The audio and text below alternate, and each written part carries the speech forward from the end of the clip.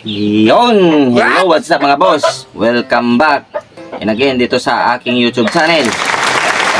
Yung pag-uusapan pala natin ngayon mga boss ay tungkol sa maintenance na itong ating mga alagang sisiw dahil 1 month old na sila. Kung ano nga ba yung pinapatukan natin sa kanila na maganda para mas mabilis yung paglaki nila at maganda yung pagtubo ng kanilang mga buto. So, pero bago yun mga boss ay gusto ko munang magpasalamat sa mga sulit na sumusuporta sa akin mga boss sa 848 subscribers ko ngayong araw. So maraming salamat po sa inyo mga boss. Dahil sa inyo, mas lalo pa akong naganahan na mag-share ng aking kaalaman dito sa pag-aalaga ng Naked Hill. At kung bago ka pa lang dito sa aking YouTube channel, at kung sa tingin mo naman ay makakatulong yung YouTube ko na to o yung aking mga binabagay sa inyo na kaalaman para sa iyo, sa lalong-lalo na sa baguhan, ay pa-subscribe naman ang aking YouTube channel. Yun lang yung malaking tulong din yun para sa akin at para na mapabago ko rin yung aking munting manukan. So yun, ipapakita ko sa inyo mga boss yung patuka ng ating mga alagang sisiw. So dito pala sa akin mga boss ay nagmi-mix pala ako. So yun nga, at nandito yung ating i-mix. Saglit lang, hindi pala natin buksan. Ihalo pa natin itong mga boss. Yun.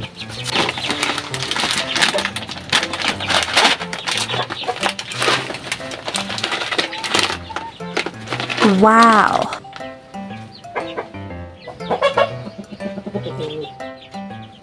So, yun na nga mga boss. At ito nga pala yung isa sa pinakasikreto na ginagamit ko sa aking mga alaga. Lalong-lalo na sa aking breeding tsaka sa aking kinokondisyon. May halo talaga nito. Kung ano man to mga boss, yun, panoorin nyo muna yung video na to para na makita nyo. At yun nga pala mga boss, nandito nga pala yung patuka natin. Yung mixture pala nito mga boss ay may corn grit siya, yung pino. Tapos Integra 2000 mga boss para sa ating alagang sisiw na mag 2 months old kasi 1 month and 1 week old niya siya rather. So, yung mixture nito mga boss, 4 na kilo na Integra 4000. Yon, 4 na kilo Integra 4000 mga boss. 1 kilo na grits, yung mais na pino. Yon. Yun lang yung mixture nito mga boss. Saglit lang, ilagay ko muna sa balde. O, tandaan nyo mga boss, 4 na kilo na Integra 2000 para sa ating mga sisiw. Tapos, 1 kilo na corn grits. I-mix ko lang yun mga boss para meron siyang matigas na makakain yung ating malaga. Pero pag maganda yung panunaw ng ating malaga, mabilis yun ito. Kahit na meron silang matigas na pagkain, mabilis din ito matunaw para sa kanila kasi maganda silang manunaw. Yun.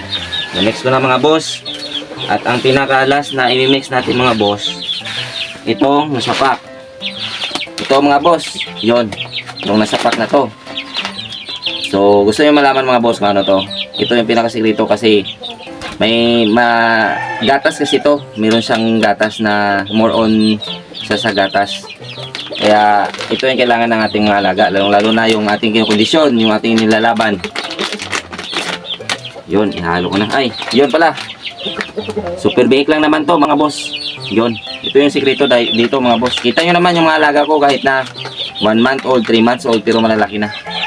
So ihalo ko na boss. So yun lang. 4 na corn grits, 4 na kilo na Integra 2000, 1 kilo ng corn grits at 1 pack ng super bake ng Bimeg. Yun. At yun na nga, imihalo ko muna mga boss at papakita ko sa inyo yung finished product ng ating pag-mix. Kailangan na natin mag-mix nito kasi ubos na yung patuka natin, kaya maghalo muna tayo kasi nagugutom na yung ating mga alagang sisiw. So napakasimple lang naman boss ang mixture nito. At maganda rin kasi yung resulta dito sa aking mga alaga, lalong-lalo na sa mga nilalaban ko, sa mga kondisyon ko. So binabahagi ko lang sa inyo at based lang din sa aking ka-experience mga boss na nagandaan ako sa resulta. Kaya sinishare ko lang din sa inyo. At nasa sa inyo na yun mga boss kung gusto nyong subukan at i-apply dyan sa inyong mga manok.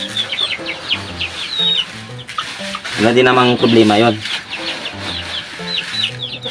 Sa akin lang, sinishare ko lang yung aking na-experience dito at tested ko na dito sa aking manukan. At ito na nga yung resulta mga boss. Ibaba ko lang. Yun. Ito na yung kanyang mixture. Yun o. Yan na yung mixture mga boss.